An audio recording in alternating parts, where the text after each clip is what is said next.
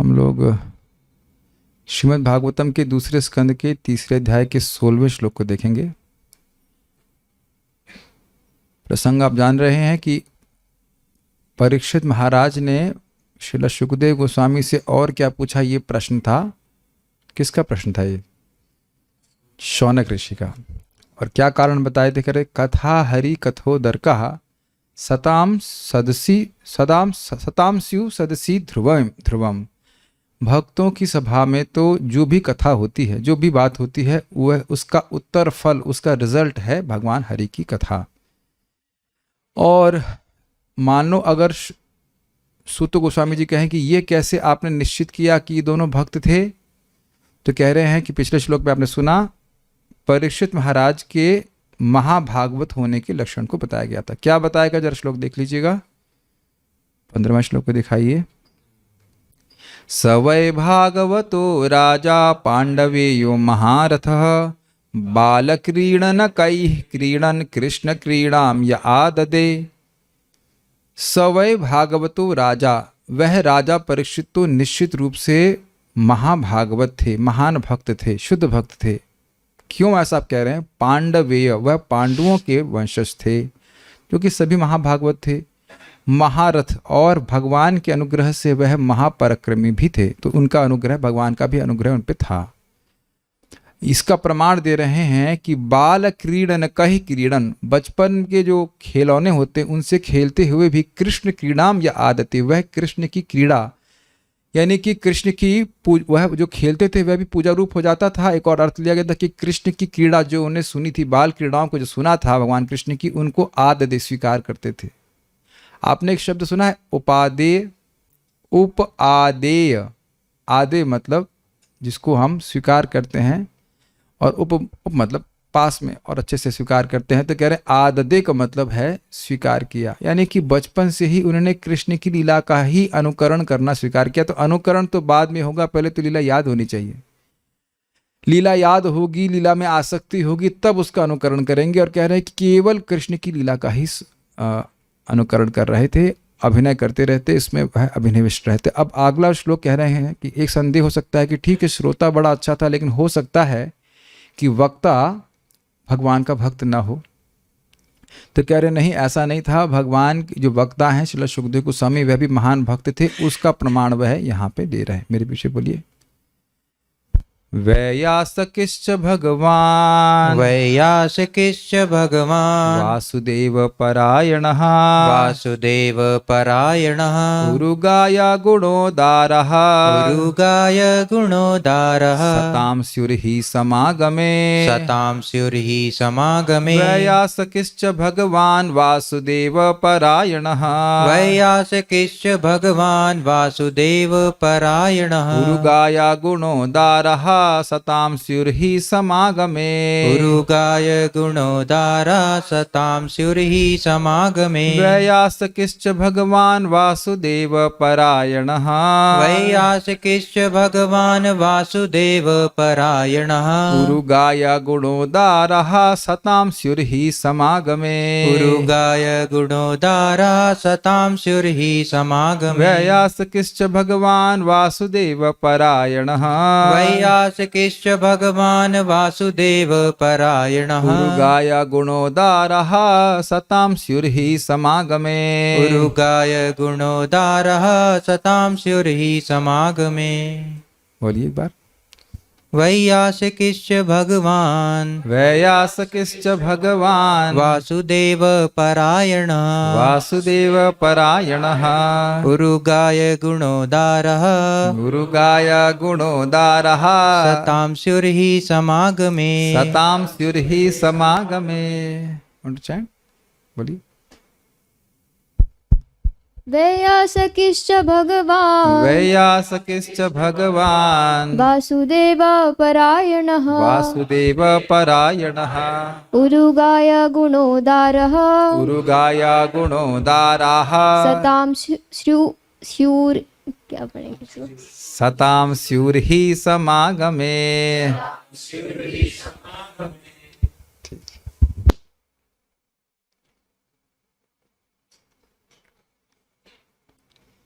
व्यासपुत्र सुखदेव गोस्वामी दिव्य ज्ञान से पूर्ण भी थे और वसुदेव पुत्र भगवान श्री कृष्ण के महान भक्त भी थे।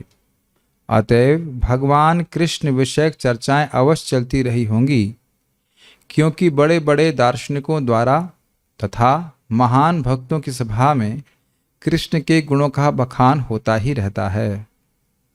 अन्वय: भगवान दिव्य ज्ञान से पूर्ण, वैयासकी व्यासदेव के पुत्र। तो ये भगवान विशेषण किसका है? पूर्ण पुरुषोत्तम भगवान श्री कृष्ण का। नहीं, मुझे जानबूझ करके मैं गलत बोल रहा हूं।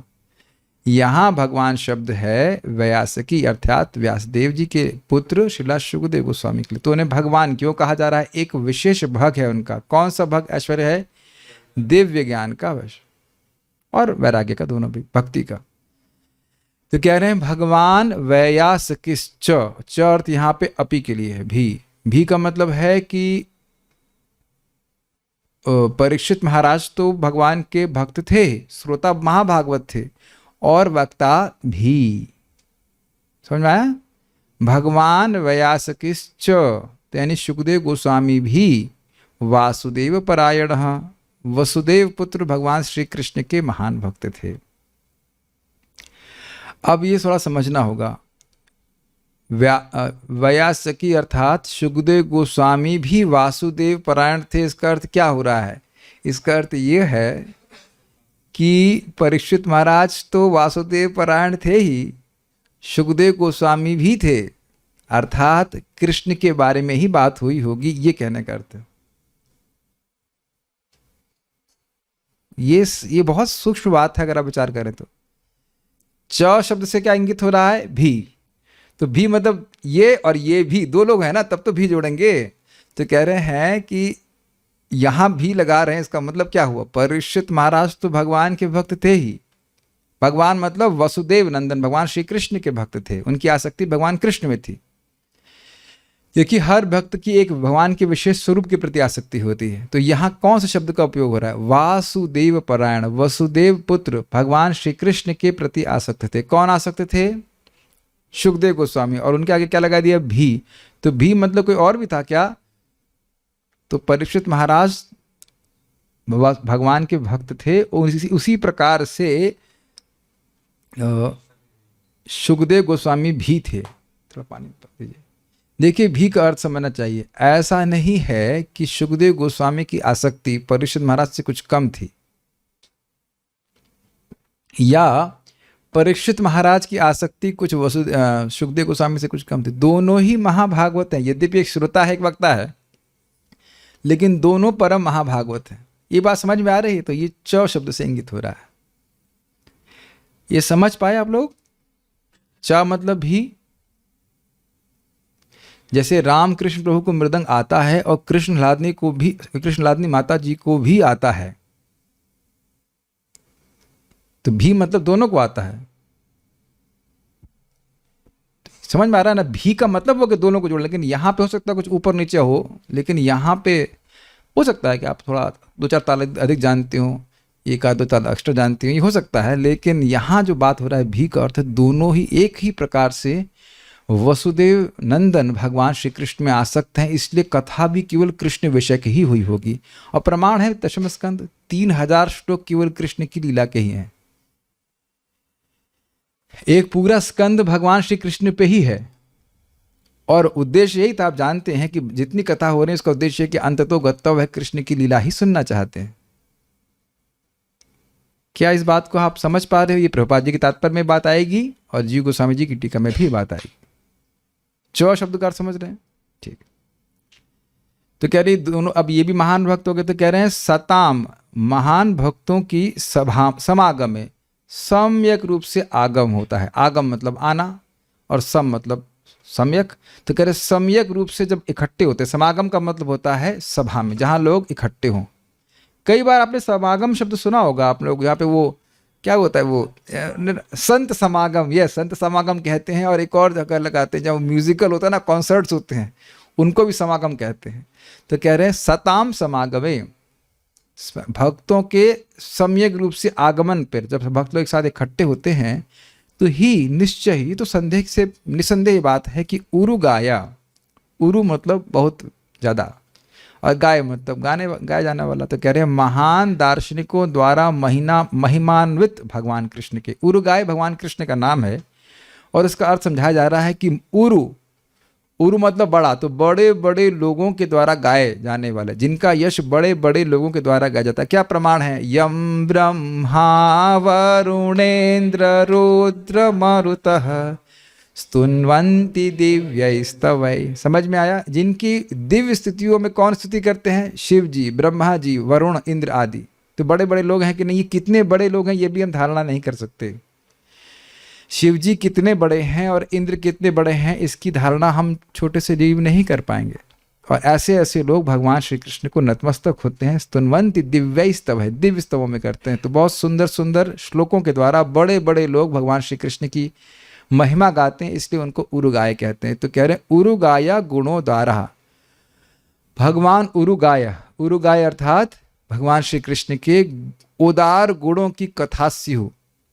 देखिए कथा शब्द यहाँ पे अन्वय को पूरा करने के लिए रखा गया है। कथा शब्द आपको संस्कृत में श्लोक में नहीं मिला, तो कह रहे हैं गुणोदारा स्यु कह दीजिए।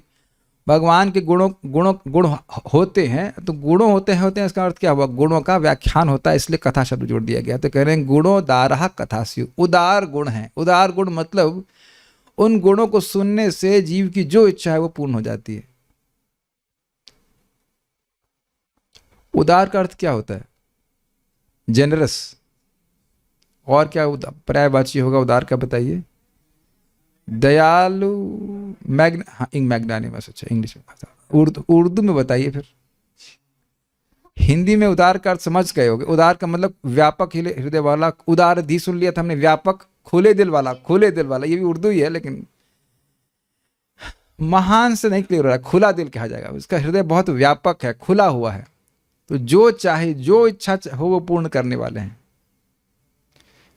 तो इस प्रकार से वहाँ होती रहती है, कथा होती रहती है। यानी भक्तों का काम ही यही है कि वे भगवान के यश को गाते रहते हैं। शिव जी जहाँ 24 घंटे बस भक्तों की कथा, भगवान की कथा ही कहते रहते हैं, भागवत कथा में ही बैठे रहते हैं। दूसरे वक्त बोल रहे इंग्लिश में ओपन हार्टेड। हाँ तो ठीक है, हिंदी मैं हिंदी में पर्यायवाची पूछ रहा था, ठीक है। मैं सोच रहा हूँ कि I can start class in English also, if everybody understands English only, then what is the difficulty in speaking English? Anyways, सब लोग समझते हैं। तो ये है, आगे देखते हैं। वैयासकिश्च भगवान, वैयासकी अर्थात व्यासदेव जी के पुत्र भी भगवान यानी दिव्य ज्ञान से परिपूर्ण थे, और वासुदेव परायण, भगवान वासुदेव के वह भगवान वासुदेव नंदन भगवान श्री कृष्ण के महान भक्त थे। तो कह रहे हैं उरुगाया गुणोदारा। उरुगाय का अर्थ क्या है? ये भगवान श्री कृष्ण का नाम है। और गुण प्लस उदाराह, उदाराह शब्द बहुवचन में है, रामाह उदाराह बहुवचन में। तो कह रहे हैं गुण उदारा, एक गुण नहीं, अनेक अनेक गुण भगवान के हैं। उनका सताम सूर्य ही समागम, जब भक्त लोग इकट्ठे होते हैं तो भगवान श्री कृष्ण की ही चर्चा करते हैं। तो ये तो सिद्धांत है। और उसके बाद क्या कह रहे हैं? उसके पहले क्या कह दिया कि व्यासक यानी श्रीला व्यासदेव जी के पुत्र शुकदेव गोस्वामी तो वासुदेव के ही परायण थे, तो भगवान के अलावा कुछ बोलेंगे ही नहीं। और परीक्षित महाराज भगवान के अलावा कुछ सुनेंगे नहीं। तो निश्चित रूप से कथा जो भी आपस में वो बात किए होंगे, जो भी प्रश्न किए होंगे, उसका उत्तर फल क्या है? हरि कथा। और हमें क्या लाभ होगा? हरि कथा। और हरि कथा ही सबसे बड़ा लाभ है, इसलिए आप हमको बताइए। ऑल रिक्वेस्ट, ठीक है। श्रीधरी, श्री भगवान का एक नाम उरुगाय है। जहाँ पर भगवत भक्तों का समागम होता है, वहाँ पर श्री भगवान के गुणों से परिपूर्ण होने के कारण महान कथाओं का होना स्वाभाविक ही है। अतएव उस कथा को आप हम लोगों को सुनाएं। अभी बात बहुत साधारण सी लग रही है, लेकिन देखिए स्वाभाविक का क्या अर्थ होता है? हर व्यक्ति अपने स्वभाव के अनुसार कार्य करता है कि नहीं, और उसको करना बहुत अच्छा लगता है कि नहीं। तो अब वाकई हम भक्त बने तो हमने चेक करना होगा कि हमारा स्वभाव किस प्रकार का प्रस्तुत हो रहा है।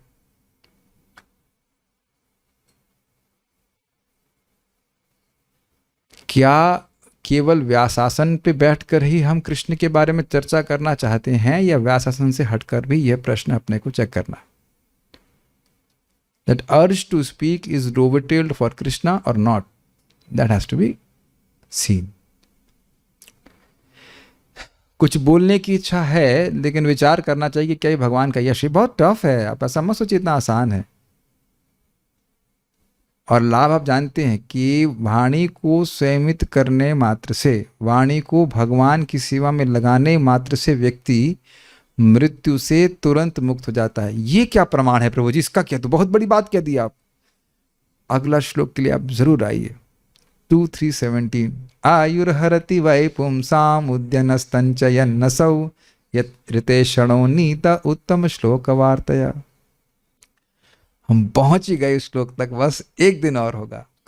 कल तक अगर भगवान ने जिंदा रखा तो हम जरूर बोलेंगे, बहुत उत्साहित उसको बोलने के लिए। कैसे केवल वाणी को संयमित करने से, हरे कृष्णा बोलने से और कथा श्रवण करने से ही व्यक्ति तुरंत ही मृत्यु से मुक्त हो जाएगा। पहले भी आप सुन चुके हैं, मृत्यु शामित्र कर्मणि। जो व्यक्ति भगवान की कथा को सुन रहा है वह मर नहीं रहा है, लग रहा है, दिख रहा है मर रहा है, लेकिन उसको छोड़ के सब लोग मर रहे हैं, वो नहीं मर रहा है। ये बहुत बड़ा लाभ है। और मान लीजिए यही स्वभाव बन जाए तो, और आप लोग बारंबार ये देखते हैं, सब लोग महसूस भी करते हैं कि दुनिया की हम बातें करते हैं तो शोक, मोह और भय। बल्कि मैं देख रहा हूं कि एक व्यक्ति हैं, उनके संग सेवा करते भी हैं, वो बोलेंगे ही तो भय दिखा करके, प्रभु जी ये नहीं होगा तो ये हो जाएगा, वो नहीं होगा तो ये वो हो जाएगा, और ये नहीं करेंगे तो वो बहुत बड़ा नुकसान हो जाएगा, इत्यादि इत्यादि। मैं तो केवल इसकी नब्ज देखता हूं कि इस शब्द का, इस वाक्य का प्रभाव क्या है। प्रभाव अगर शोक, मोह और भय है तो कौन सी वार्ता है बताइए? भौतिक वार्ता है।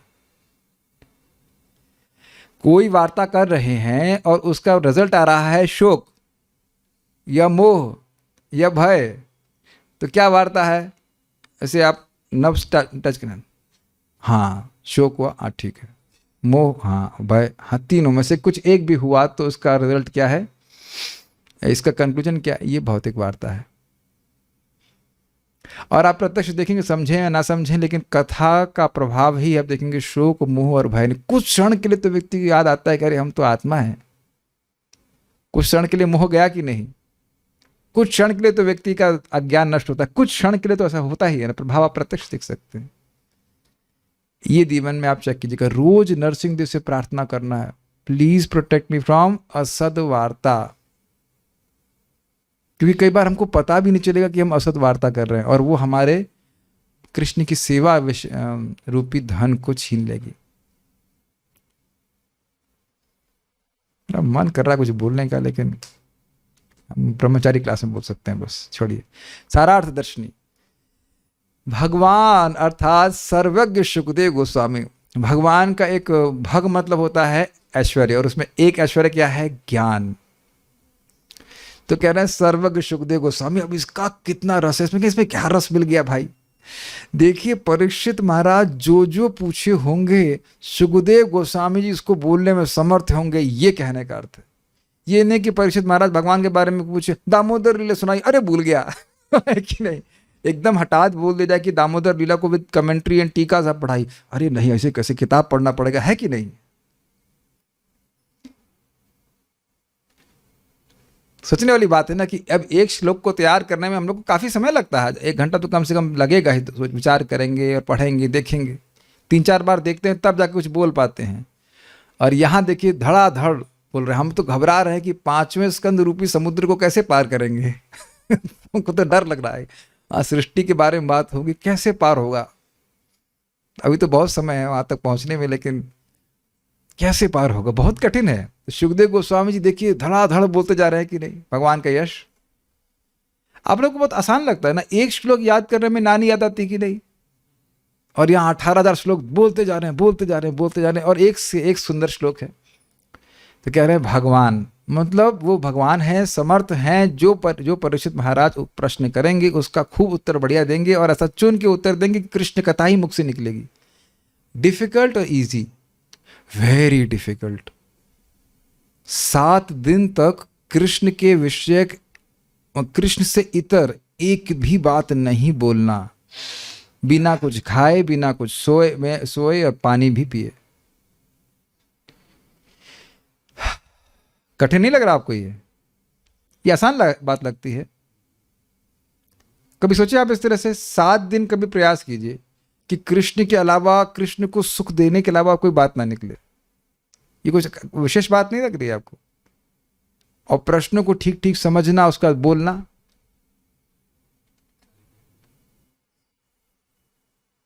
ठीक है, तो इसलिए कह रहे हैं भगवान अर्थात सर्वज्ञ सुखदेव गोस्वामी सारे प्रश्नों का एकदम समीचीन तरह से उत्तर दिया हमने। समीचीन का मतलब होता है चीन के पास समीचीन मतलब सम्यक रूप से अच्छा भक्तों के समागम में उरुगाय। अब देखिए इसका अर्थ क्या ले रहे हैं। अर्थात जिनकी बहुविध कीर्ति है, बहुत प्रकार की कीर्ति है। कैसे कीर्ति? भगवान दयालु हैं, दीन बंधु, भगवान दीन वत्सल हैं, एक कीर्ति है। और भगवान भक्त वत्सल हैं, राधा रानी के प्रिय हैं, राधा कांत हैं। रावणंत कर माखन तस्कर, गोपी जना वस्त्रहारी, ब्रजेर राखाल गोप वृंदापाल, चितहरी वंशीधारी। तो जो मंगल आरती सुबह की वृंदावन की आप जानते हैं, उसमें भगवान के यश है ना। और ऐसा नहीं कि भगवान के यश लिमिटेड हैं, बहुविध कीर्ति है कि नहीं। परम पूज्य राधा गोविंद महाराज विनोद कर रहे थे कि देखिए इस जगत में किसी लड़की की शादी होनी होती है, ये लड़के की शादी होनी होती है, तो सीवी लिखते हैं, तो सीवी में सोचते हैं कि गुण क्या लिखे है कि नहीं। कुछ सोच सोच के गुण लिखना पड़ता है कि नहीं? गलत तो नहीं कर रहे हैं। नहीं होता वह भी लिख देते हैं। खाना, अरे 35 लोग खाना तुरंत बना देती है, अब चाहे वो 3 लोग का ना बना पाए, लेकिन झूठ भी लिख देते हैं। परम पूज्य सचिनंदन महाराज बता रहे थे कि ऐसे भी होता है जगत में, लोगों का गुणगान किया जाता है और गुणगान में वो खुद व्यक्ति आश्चर्य करता है कि मैंने तो ये काम किया नहीं है, लेकिन ये इस्कॉन का गुणगान है, ये लोग करना चाहते कर लेने दो, कोई दिक्कत नहीं। लेकिन भगवान का जो यश गाया जा रहा है वो सच है कि नहीं? चलिए भगवान पे थोड़ा सा केस चला दें। माखन तस्करी भगवान ने करी कि नहीं करी? करी है, बिल्कुल सत्य बात है। और रावण का मर्डर किए कि नहीं किए? किए। गोपी जना वस्त्रहारी, ये सब काम कृष्ण किए हैं। लेकिन ये सब भगवान की बहुविध कीर्ति है। बांसुरी बजा रहे थे कि नहीं रात में? रोज ही बजाते हैं। एक एक जो यश आप गाते हैं वो सब, अच्छा वो बलि महाराज ने धोखा किए कि नहीं किए? तो एक एक बात जो आप बोल रहे हैं भगवान की वो सच है। और जब हम बोल रहे हैं तो कृष्ण कहीं ना कहीं काम भी कर रहे हैं। ये काम नहीं मतलब सेंस लीला कर रहे हैं।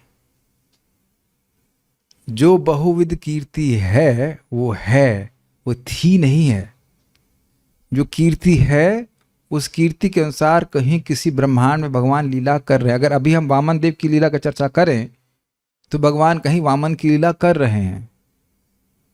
अगर दामोदर लीला की हम बात कर रहे हैं अभी, तो दामोदर लीला भी कहीं हो रही है and we are connecting to it. Is this digestible? भगवान के सारे गुण शाश्वत हैं। इस समय भगवान कहीं भीष्म देव कहीं ना कहीं भगवान कृष्ण के ऊपर बाण चला रहे होंगे और भगवान अर्जुन को बचा रहे होंगे। ये समझ में आ रहा है? ठीक है। ये कैसे समझना चाहिए? जैसे सूर्य इस समय कहीं उदित हो रहा होगा कि नहीं सौरभ प्रभु? और हर क्षण कहीं सूरज उदित हो रहा है कि नहीं?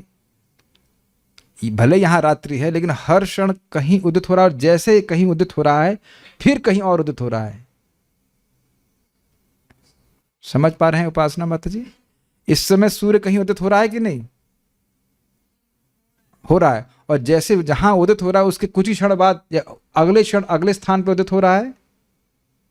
तो हर जगह सूर्य के उदित होने की लीला शाश्वत हो गई कि नहीं? हर जगह नहीं, हर क्षण सूर्य के उदित होने की लीला शाश्वत है। उसी प्रकार से भगवान श्री कृष्ण सूर्य हैं, तो सूर्य के समान उनकी लीला हर ब्रह्मांड में हर क्षण होती रहती है। यहां मारा पूतना को तो फिर दूसरे क्षण किसी और ब्रह्मांड में मार रहे हैं। उरुगाय अर्थात जिनकी बहुविध कीर्ति, बहुत प्रकार की कीर्ति है, ऐसे विश्व विश्रुत कीर्ति वाले। 2 पॉइंट हैं यहां समझने का प्रयास। एक कि बहुत प्रकार की कीर्ति है और वह कीर्ति पूरे विश्व में गाई भी जाती है।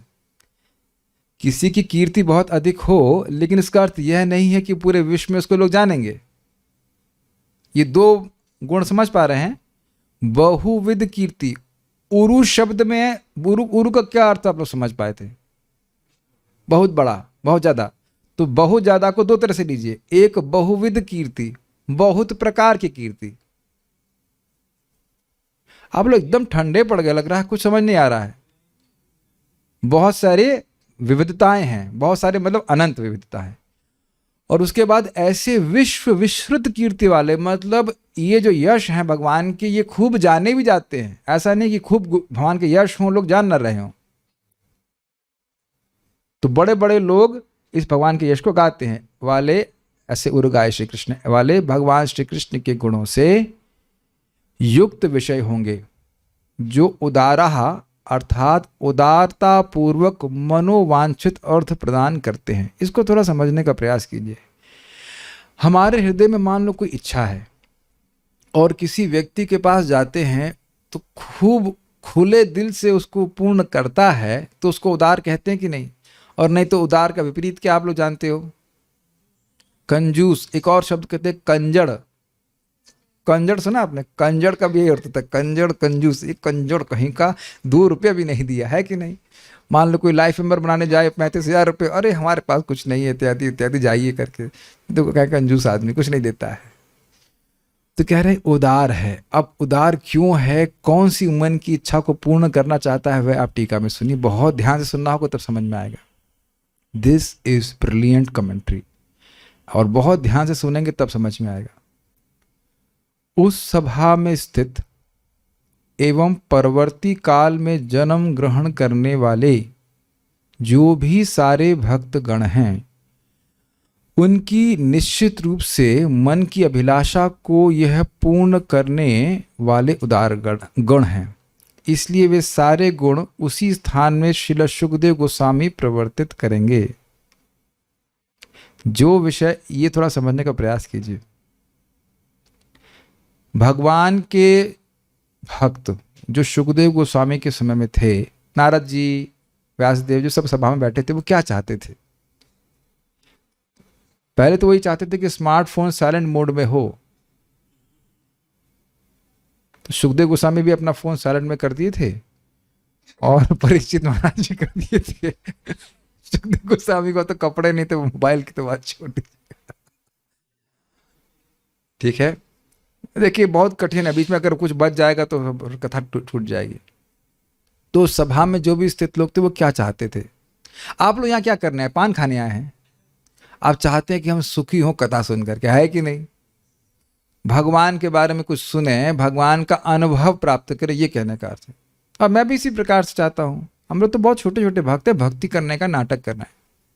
लेकिन वहां वो लोग जानबूझकर आए थे। वो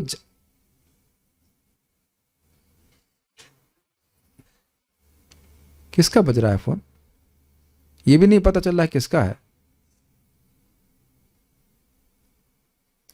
तो वहां पे आप जानते हैं कि परीक्षित महाराज शरीर छोड़ने वाले हैं, यह पूरे ब्रह्मांड के ऋषि मुनियों को पता चल गया था। और एक काम करिएगा, अब आप दरवाज़ा बंद कर दीजिए। आप जाना जिसको जाना चाह सकते हैं, दरवाज़ा बंद कर दीजिए। I am just getting disturb. जिसको जाना हो चला जाए, जिसको आना हो आ जाए, लेकिन अब दरवाज़ा बंद। Just lock this, latch this door.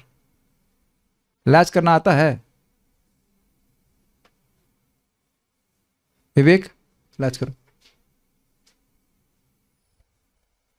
एक बात आप लोग समझिए, जब हम यहाँ पे क्लास दे रहे हैं, हम इसको रिकॉर्डिंग भी कर रहे हैं। ये सब बातें रिकॉर्डिंग में सुनने लायक नहीं होनी चाहिए। मैं इसमें एडिटिंग में टाइम नहीं वेस्ट करना चाहता हूँ कि लैच करो, ये करो। ये रिकॉर्डिंग कोई सुनना नहीं चाहता।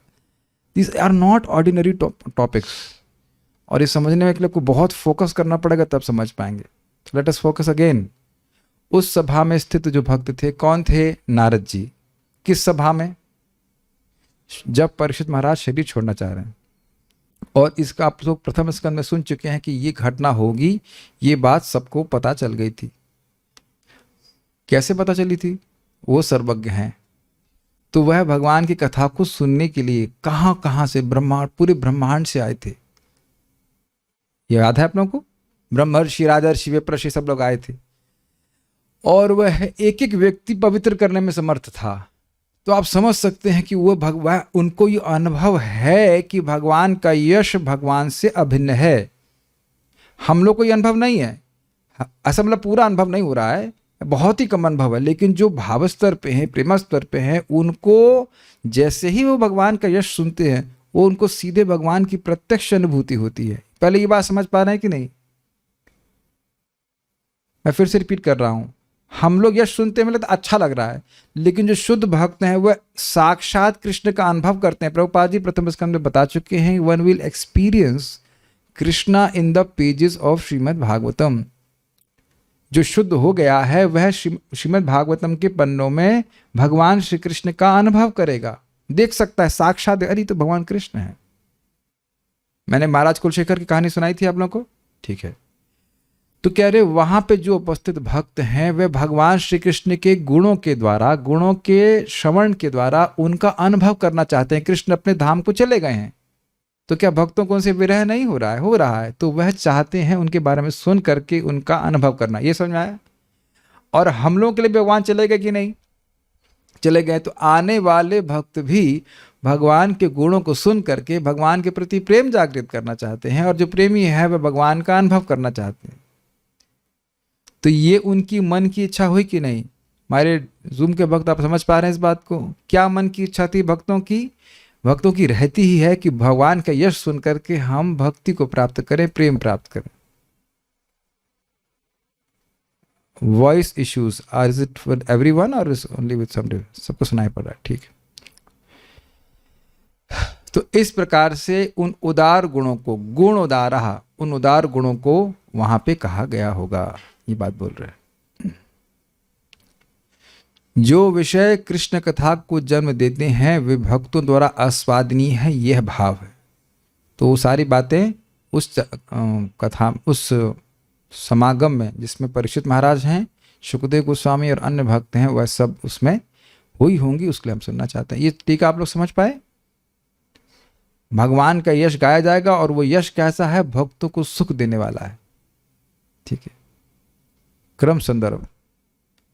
एक बालक के रूप में श्री कृष्ण के प्रति राजा परीक्षित की आसक्ति का वर्णन करने के पश्चात सुखदेव गोस्वामी राजा के समान ही कृष्ण के प्रति आसक्त हैं, यह वर्णित किया गया है च शब्द से। समझ में आ गया आपको? च शब्द था भी के अर्थ में, वैयासकिस च, यानी जिस प्रकार से परीक्षित महाराज आसक्त हैं ऐसे ही सुखदेव गोस्वामी। च शब्द से श्री कृष्ण के प्रति सुखदेव गोस्वामी की महाराज परीक्षित के समान ही आसक्ति को बोधित किया गया है। अतः इस स्थिति में वासुदेव शब्द, वासुदेव शब्द भगवान विष्णु के बजाय वसुदेव नंदन कृष्ण को इंगित करता है, अर्थात कृष्ण विषयक बात ही हुई होगी। और आप ये भी देखेंगे भागवतम में जिस प्रकार से भगवान श्री कृष्ण की लीलाओं का वर्णन हुआ है, उस प्रकार से अन्य अवतारों का वर्णन नहीं हुआ है, लेकिन उस प्रकार से नहीं हुआ, संक्षेप में हुआ है। Do you agree with that? अब जो लोग भागवत में पढ़ते हैं वो जानते हैं इस बात को। तो दोनों की आसक्ति कृष्ण के ही बारे में श्रवण करने की थी, इसलिए दोनों ने भगवान कृष्ण के बारे में सुना। ये बात बोल च शब्द से सूचित हुआ। आगे हम पढ़ रहे हैं, भक्तों की सभा में उर्गाय अर्थात जिनकी कीर्ति अत्यधिक गाई जाती है, उनके गुणोदारा अर्थात महान गुणों की वार्ता होती है। अर्थात दो भक्तों के उपस्थित होने से प्रधानता श्री कृष्ण चरित की कथा होंगी, ये भाव स्पष्ट है। पाद प्रबोधन देखिए, भगवान अर्थात ज्ञान वैराग्य आदि से युक्त वैयासकी अर्थात सुखदेव गोस्वामी वासुदेव परायण अर्थात भगवान श्री कृष्ण के भक्त हैं। ये कॉमन बातें हैं, आगे भी कुछ है इसमें। अब जरा देखिए, वहां उपस्थित जन भी भगवान के भक्त थे, इसलिए उन भक्तों के सत्संग में उरुधा गीयते, उरुधा बहुधा का अर्थ क्या समझते हैं? बहुत प्रकार की। उरुधा का अर्थ क्या हुआ? बहुत प्रकार की। तो उरुधा गीयते इति उरुगाह, समझ में आया? ये उरुगाय शब्द की व्याख्या कर रहे हैं कि बहुत प्रकार से जिनकी यश को गाया जाता है उसको उरुगाय कहते हैं, अर्थात विभिन्न प्रकार से जिनके गुणों का गान किया जाता है। ऐसे उरुगाय जो भगवान हैं उनके महान गुणों के द्वारा यथाधिकार धर्मादि 4 प्रकार के पुरुषार्थों की हेतुभूत कथा ही हुई होगी, यह अन्वय है। इसका अर्थ क्या हुआ? देखिए, समझने का प्रयास कीजिए। जो लोग कथा में बैठा, हर व्यक्ति कथा में बैठा है तो हर एक का अधिकार एक नहीं है। हर व्यक्ति भगवान का प्रेम नहीं चाहता है, ठीक है? वो कथा सुन रहा है तो उसके अधिकार के अनुसार जो उसकी इच्छा है उसको वह कथा पूर्ण करेगी। क्या आप लोगों ने इस प्रकार से सुना नहीं? अब आगे सुनेंगे भी कि ये जो कथा सुनता है इसका ये फल प्राप्त होता है। श्रीमद् भागवत में ही वर्णन है। फल तो कथा का एक ही है और वह है भगवान के प्रति प्रेम। लेकिन सभी लोग प्रेम नहीं चाहते, तो जो कोई भौतिक इच्छा भी रखता तो वह भी देने वाली है। धर्म, अर्थ, काम, मोक्ष जो चाहे वह देने वाली है। यद्यपि कथा का सुनने का प्रयोजन क्या है? कथा में आसक्ति, भगवान में आसक्ति। तो कह रहे हैं उदार का यह भी अर्थ है कि जो चाहते हुए प्राप्त हो जाएगा। ये हम लोग प्रथम स्कंद के पहले श्लोक में सुन चुके हैं कि भगवान की कथाओं में, भागवत के विषयों में अवगाहन का मतलब डूब जाने से जो इच्छा है वह पूर्ण हो जाएगी। Is that okay? तो ये कह रहे हैं इसलिए इनको गुणोदारः, भगवान के यश को सुन रहा है और वो उदार यश है, जो तुम्हारी इच्छा है वो पूर्ण कर देंगे। Is it okay? नेक्स्ट, ही अवधारणा के लिए है, इसमें कोई संदेह नहीं करना चाहिए। तात्पर्य प्रभुपाद जी का। इस श्लोक में सताम शब्द अत्यंत महत्वपूर्ण है। सताम का अर्थ है शुद्ध भक्त, जिसे भगवान की सेवा करने के अतिरिक्त अन्य किसी प्रकार की इच्छा नहीं रहती। ऐसे भक्तों की संगति में ही मनुष्य कृष्ण के दिव्य यश का ऐसे भक्तों की संगति में ही भगवान कृष्ण के दिव्य यश का सही वर्णन हो सकता है। भगवान ने कहा है कि उनकी कथाएं आध्यात्मिक महत्व से युक्त होती हैं और यदि कोई एक बार भी सताम की संगति में भगवान के विषय में श्रवण करता है तो उसे इस महान शक्ति का आभास मिल जाता है और उसमें स्वतः भक्ति उत्पन्न हो जाती है। इसको फिर से हम 3:25-25 को उद्धृत करके बोलेंगे, वही प्रभुपाद जी यहाँ पे अनुवाद में बोल रहे हैं। सताम प्रसंगाद मम वीर्य संविदो भवन्ति हृतकर्ण रसायन कथा तदजोषणादाशु अपवर्ग वर्त्मनि श्रद्धारतिर्भक्तिरनुक्रमिष्यति। सताम प्रसंगात, भक्तों के प्रसंग से, प्रसंग का अर्थ है उत्कृष्ट भक्त, श्रेष्ठ भक्त, उनके संग से, सताम प्रसंगात, उनके संग से, सताम प्रसंगात मम वीर्य संविदो। भगवान बोल रहे हैं, भगवान कपिल देव बोल रहे हैं अपनी माता देवहूति को। बहुत महत्वपूर्ण श्लोक है ये। सताम प्रसंगात मम वीर्य संविदो, मेरे वीर्य संविद, वीर का मतलब प्रभाव, ये भगवान की कथाएं, भगवान का ऐश्वर्य संविद, सम्यक रूप से समझ में आता है। विद मतलब जानना।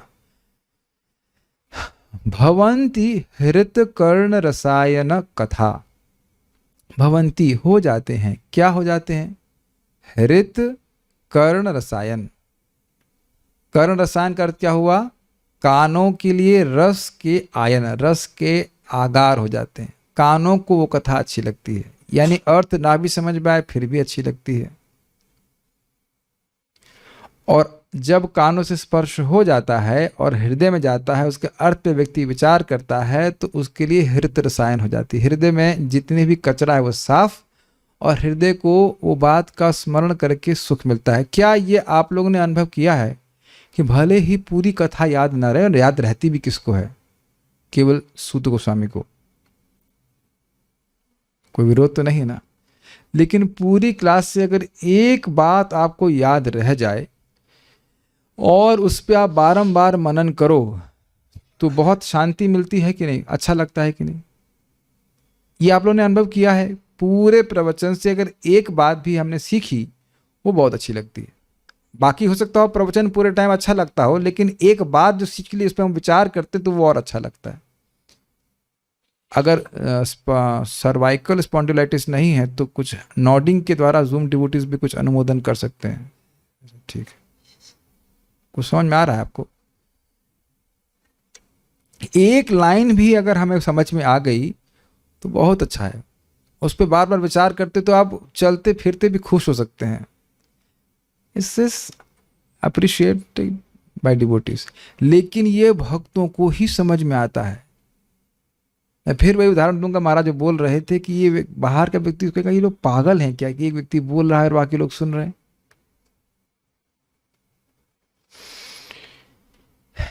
तो ये बात है। तो इसलिए ये बहुत इंपॉर्टेंट चीज़ है कि इस शक्ति का आभास मिल जाता है, भगवान कितने महान है इस समझ में आ जाता है।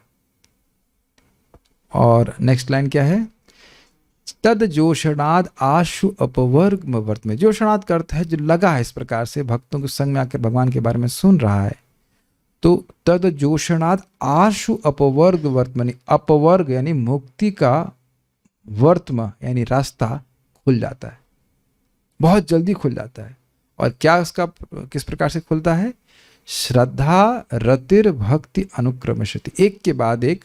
पहले भगवान में श्रद्धा होती है, आदर बुद्धि, हाँ सही कह रहे हैं, टेस्ट, और उसके बाद आगे बढ़ता हुआ इसका हृदय शुद्ध हो जाएगा तो रति यानी भाव स्तर, और उसके बाद आगे प्रेम प्राप्त होता है। इस विज्ञान को समझना चाहिए और इसको अप्लाई करना चाहिए। मेरे को थोड़ा दुख लगा, अब पता नहीं वो भक्त सुन रहे हैं या नहीं सुनेंगे, कभी सुनेंगे कि नहीं,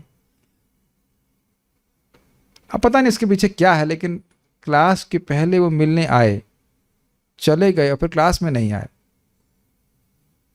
तो मैं सोच रहा था तो अच्छा तो ये होता कि वो नहीं मिलने आते ना, मिलने क्यों आए। I don't know if you can feel my emotions.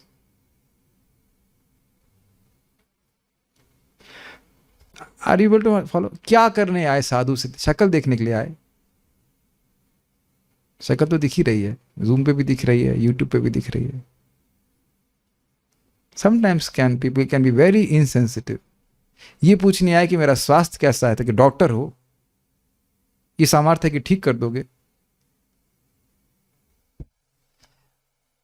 व्यक्तिगत रूप से मुझे लोगों से व्यक्तिगत रूप से मिलना अच्छा नहीं लगता है, क्योंकि कोई ये तो पूछता नहीं प्रभु जी वो 3.2.1 में क्या लिखा है, ये तो कोई पूछता नहीं है।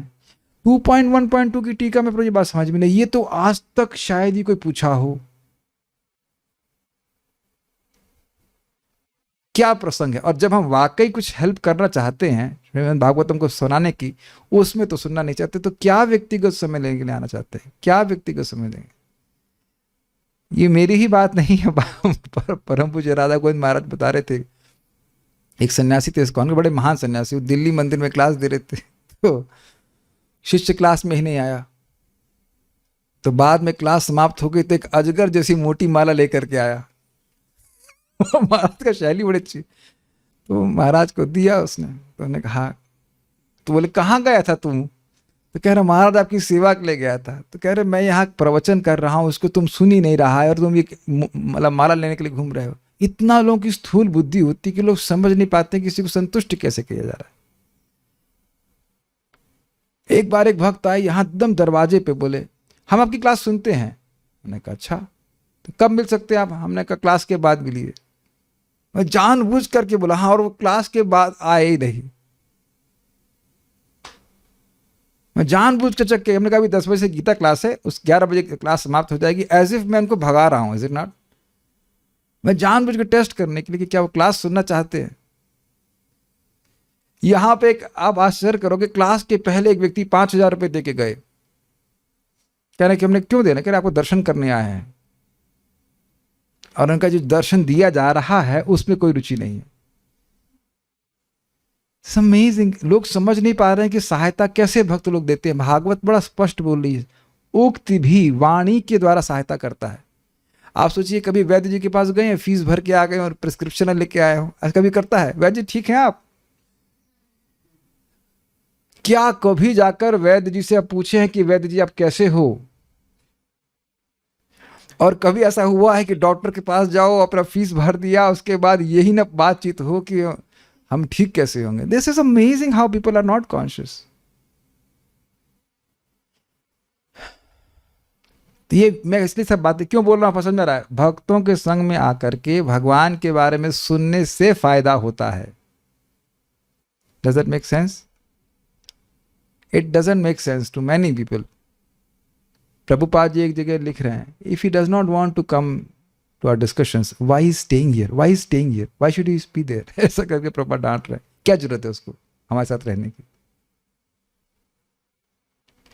Taking shelter of association of devotees means taking shelter of श्रवण कीर्तन प्रोसेस. भक्तों के संग में रहने का अर्थ यही है कि श्रवण कीर्तन के प्रोसेस में का शरण लेना. परम पूज्य राधानाथ महाराज के बारे में सुने हैं, जो उनके प्रारंभिक शिष्य थे यहाँ चौपाटी में, घंटों क्लास दिया करते थे. पता है आपको, गौरांग प्रभु और राधा गोपीनाथ प्रभु सब लोग शुरुआत के बैच वाले थे. घंटों घंटों महाराज क्लास देते थे. प्रोजेक्ट की उतनी बात नहीं थी, भक्तों को तैयार करना जरूरी है. घंटों, आवर्स टुगेदर. और देखिए वो लोग कितना अच्छा वैसे प्रचार कर रहे हैं. उद्देश्य यही है कि कानों से भगवान श्री कृष्ण के बारे में सुना जाए. ओके, ठीक है. ये विज्ञान को समझना चाहिए कि किसके पास जाने से किस प्रकार से लाभान्वित हो सकते हैं. तो क्या होगा, शक्ति का आभास मिल जाता है. प्रभुपाद कितने सुंदर तरह से कह रहे हैं. देखिए, सताम की संगति में भगवान के विषय में श्रवण करता है तो उसे इस महान शक्ति का आभास मिल जाता है. आभास का अर्थ क्या होता है? ऐसा आभास का मतलब एक फीलिंग, हल्की सी अनुभूति, लेकिन पूर्ण अनुभूति नहीं. भगवान कितने महान है उसको कुछ कुछ दिखने लगता है. और यही आप लिंक कीजिए शब्द से उदारधि. व्यापक बुद्धि हो गई है, समझ रहा है कि भगवान कितने महान है, वो सामान्य देवता की तरह नहीं है. तो तब वह भगवान में श्रद्धा रखेगा कि नहीं, भगवान की आराधना करेगा कि नहीं, ये विचारने की बात है.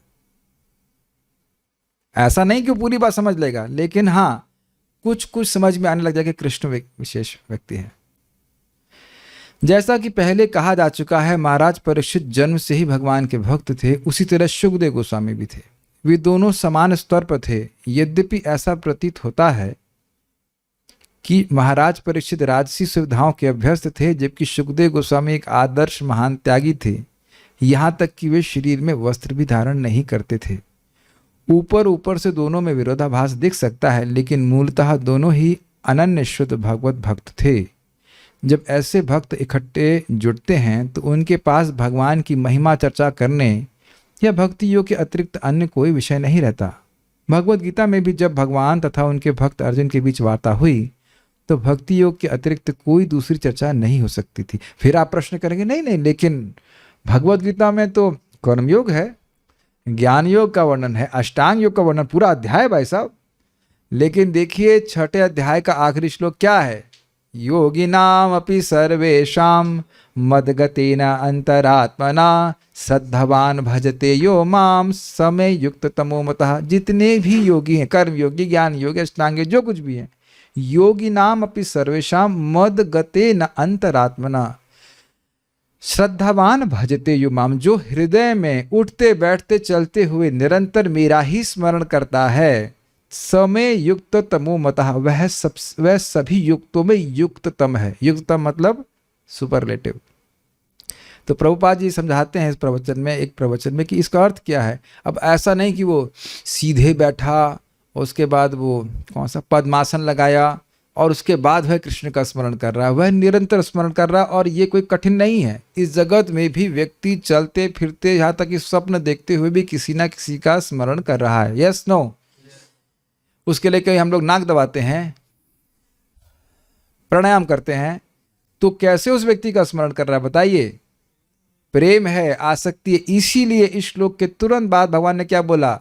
मय्यासक्त मना पार्थ योगम युञ्जन मदाश्रय असंशयम समग्रम माम यथा ज्ञास्यति तच्छृणु. मुझ में किस प्रकार से आसक्त होकर तुम मुझको योग का आश्रय लेकर के और मुझको असंशय रूप से जान पाओगे, इसको तुम सुनो. तो वहां भी सुनने के बारे में बोल रहे हैं. आप लिंक समझ पा रहे हैं भगवत गीता से? सर्वश्रेष्ठ योगी कौन है? जो निरंतर मेरा स्मरण करेगा. और निरंतर कब स्मरण कर सकता है? जिसमें आसक्त हो. आसक्त कैसे हो सकते हैं? भगवान के बारे में सुनकर. क्या आप लोगों का कभी अनुभव है कि ऐसा व्यक्ति जिससे आप कभी नहीं मिले हों, उसके गुणों को सुन करके ही आप आसक्त होने लग गए हों? ऐसा हुआ है? शायद आपके गुरु महाराज संग ऐसा ही होगा. जिन लोगों ने दीक्षा ली है वो महाराज जी लोगों के गुणों को सुन सुन करके, उनकी भक्ति के बारे में सुन सुन करके आ सकते हैं. उनसे भी सुने होंगे, ये भी हो जाता है, लेकिन कभी कभी उनसे नहीं सुने रहते हैं, लेकिन उनके गुणों को सुनते हैं कि इन्होंने ऐसा किया वैसा किया। हाँ, और हाँ, सबसे बड़ी बात है प्रभुपाद जी। प्रभुपाद जी तो हम मिले ही नहीं है। आप में से कोई प्रभुपाद जी का शिष्य तो नहीं है ना यहाँ पे? हाँ, ठीक है। और रूप गोस्वामी जी, सनातन गोस्वामी, महाप्रभु, तो आप देख रहे हैं कि सभी के बारे में सुन सुन करके ही हम आसक्त हो रहे हैं। आप देख रहे हैं कि हमारा पैराडाइम शिफ्ट हो जाना चाहिए बात सुन करके। हम सुन सुन करके ही आसक्त हो रहे हैं। मैं फिर से रिपीट कर रहा हूं, सुन सुन कर ही आसक्त हो रहे हैं। सब लोग क्लास में आ गए? मन हो सकता बाहर चला गया। मैं फिर से रिपीट कर रहा हूं, हम लोग सुन सुन कर ही आसक्त हो रहे हैं। Got it? और जीवन का लक्ष्य है भगवान में आसक्ति को बढ़ाना। व्यवसायत्मिका बुद्धि क्लियर एकदम होना चाहिए। हम अपने भगवान में आसक्ति को बढ़ाना चाहिए। जितने आसक्त उतना भगवान को समझेंगे। और कैसे आसक्त हो रहे हैं? सुन सुन करके। साधन क्लियर होना चाहिए कि कैसे हम आसक्त अधिक होते हैं। किसी में भी आसक्त होते हैं सुन करके। तो यहां बड़ा स्पष्ट है कि वो दोनों अत्यधिक आसक्त हैं। हम इसे बातें क्यों कर रहे थे कि ये भगवान बताना चाह रहे थे कि सारे योग में सर्वश्रेष्ठ क्या है? भक्ति योग। तो बात भक्ति योग की ही कर रहे हैं। वो थोड़ा बात बता रहे हैं, अन्यों के अधिकार के अनुसार बात बोली जा रही है, लेकिन इसका अर्थ यह नहीं कि वो सर्वश्रेष्ठ बात है। ठीक है? तो अर्जुन भगवान के भक्त हैं और भगवान श्री कृष्ण भगवान है, तो उनके दोनों के बीच में भक्ति के बारे में ही बात हुई होगी। यही प्रपात कह रहे हैं। फिर भी इस पर सांसारिक विद्वान अपने अपने तरीके से सोच सकते हैं। जैसे कुछ लोग कहते हैं कि भगवद गीता में केवल कर्म योग का वर्णन है। तो उनसे पूछो कि भाई ये 7वां अध्याय क्या कहीं और लिखा हुआ है? और 12वें अध्याय को तो नाम ही भक्ति योग है, तो उसमें क्या बताइए? वहां तो कर्मयोग का कोई वर्णन ही नहीं है। ये है उनका अधिकार, कर्मयोग है तो सोचते हैं उससे आगे कुछ है ही नहीं। ये बात है, ऐसा नहीं होना चाहिए। श्रील जीव गोस्वामी के अनुसार वैयासकी शब्द के बाद च शब्द का प्रयोग यह बताता है कि सुखदेव गोस्वामी तथा महाराज परीक्षित दोनों ही पहले से ही एक कोटि के थे, यद्यपि उनमें से एक गुरु की भूमिका निभा रहा था और दूसरा शिष्य की। ये आपको समझ में आ रहा है? ठीक है। चूंकि श्री कृष्ण ही कथाओं के केंद्र हैं, अतएव वासुदेव परायण शब्द वासुदेव के भक्त को समान लक्ष्य के तौर पर सूचित करता है। अर्थात जो भी बात होगी वह भगवान श्री कृष्ण के संबंध में होगी। यद्यपि वहां पर अनेक अन्य लोग एकत्रित थे जहां महाराज परीक्षित उपवास कर रहे थे, लेकिन सहज निष्कर्ष निकलता है कि वहां पर कृष्ण के महिमा गायन के अतिरिक्त अन्य कोई चर्चा नहीं हुई होगी, क्योंकि प्रमुख वक्ता सुखदेव गोस्वामी थे और प्रमुख श्रोता महाराज परीक्षित थे। ये एक बहुत रुचिकर बात है जो आपने ध्यान नहीं दी। देखिए, अगर बहुत लोग बैठे हों तो हो सकता है कि किसी की टांग खींची जाए, किसी के और बारे में बात की जाए, है कि नहीं? हो जाता है कि नहीं? यहाँ तो कई बार देखा होगा आपने, ऐसा हो जाता है। लेकिन अब एक कोई भी बात की जाए, इसके बारे में उसके बारे में बात होगी, तो किसी विषय को छोड़कर किसी और व्यक्ति की बात हो रही है तो आसक्ति का ट्रांसफर हुआ कि नहीं? तो कह रहे हैं कि ये भगवान श्री कृष्ण के ही बारे में बात करने वाले हैं, और अगर प्रसंग कहीं और जा रहा है तो उसका उद्देश्य भी कृष्ण का यश गाना ही है। कथा हरि कथो दरकाह। कैच कर पा रहे हैं इस बात को? बहुत लोग हैं और बड़े तेजस्वी तेजस्वी लोग हैं, लेकिन उनकी बात नहीं होगी, बात केवल कृष्ण की होगी। इसको आगे जाके पृथु महाराज कहते हैं, जो कि भगवान के अवतार हैं। वो अवतरित हुए और उनका यश गाया जाने लगा ब्राह्मणों के द्वारा, तो कहते हैं अरे क्या भगवान विष्णु का यश नहीं है जो आप हमारा यश गा रहे हैं? नाउ दैट्स अमेजिंग ना। जब भी कोई हमारा गुणगान करने लग जाए तो क्या हम ऐसा सोचते हैं? बल्कि कहेंगे तुम सही आदमी भाई, तुम्हारा रियलाइजेशन गलत हो ही नहीं सकता है कि नहीं? तुरंत तुरंत व्यक्ति खुश होता है, ये कितना अच्छा व्यक्ति है, ये मेरे गुणों को समझ, पूरा नहीं समझ रहा है, लेकिन जहां तक जिसका सामर्थ्य है वो बोल रहा है। आकाश को कौन पार कर सकता है? अब लेकिन जो चिड़िया जहां तक उड़ जाए तो ये चिड़िया अच्छा उड़ रही है, उड़ो उड़ो और बोलो, है कि नहीं? लेकिन वहां पृथु महाराज बड़े ही शर्मिंदा हो जाते, कहते जब भगवान विष्णु का यश है तो आप मेरा यश क्यों बोल रहे हैं? Very nice. क्योंकि प्रमुख वक्ता शुकदेव गोस्वामी थे और प्रमुख श्रोता महाराज परीक्षित थे, अतः भगवान के दो प्रमुख भक्तों के बीच कहे तथा सुने जाने के कारण श्रीमद् भागवत भगवान श्री कृष्ण के महिमा गान के ही निमित्त है, अर्थात इसमें कुछ भी वस्तु त्याज्य नहीं है।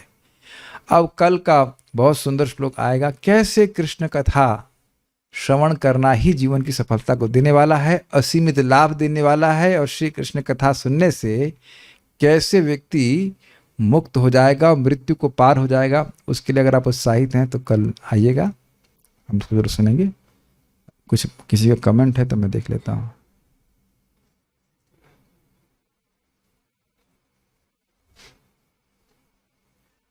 वृंदावन में रहने के लिए क्या योग्यता है?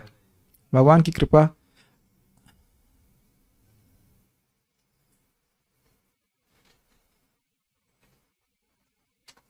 ओके, सो और कोई प्रश्न है? अपन नहीं, स्टॉप इट। श्रीमद् भागवतम की जय, श्रील प्रभुपाद की जय, ताई गौर प्रेमानंद।